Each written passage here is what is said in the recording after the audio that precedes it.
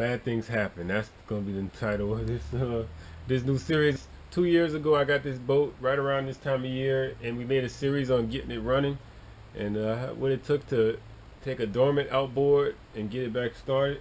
So now this new series is going to be about rebuilding the outboard, because we ran it hard for the past 2 years and we broke it. We had a ring in the piston, on the piston, catch an exhaust port and break and just tear up the middle cylinder here.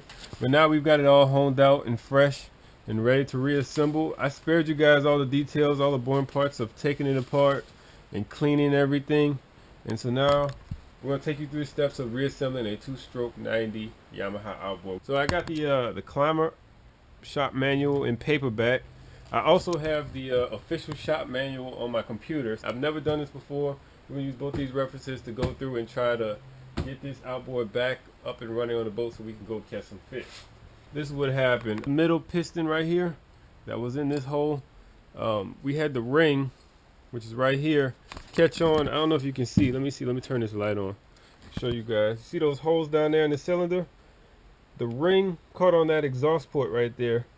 So as the piston is going up and down inside the cylinder, these rings that are on the outside, see those lines there? That's a separate piece of metal ring. I don't know how familiar you guys are with this, but the rings expand inside the cylinder.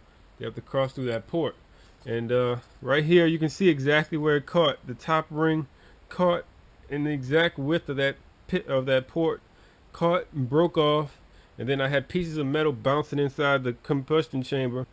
It chewed into the top of the piston and broke the piston, scored the walls of the cylinder. Luckily I only had to bore it like 0.2 over, so it didn't really destroy it. It was still repairable. So that's where we're at now. And you can see these chunks right here. This is chunks of the ring that are embedded into the aluminum piston head. So yeah, overall this is bad stuff. This is the cause of all my problems right here. You can see how bad it's scored on this side. This is the opposite side. It's scored, and then I guess the whole ring just kind of disintegrated, scored on this side. But it wasn't too bad. So we're gonna toss these. We got brand new fresh pistons, brand new fresh bearings, gaskets. So we're gonna take you step by step. We're gonna follow the steps in these manuals that we got. It's gonna be a brand new motor when we're done. All right, cut.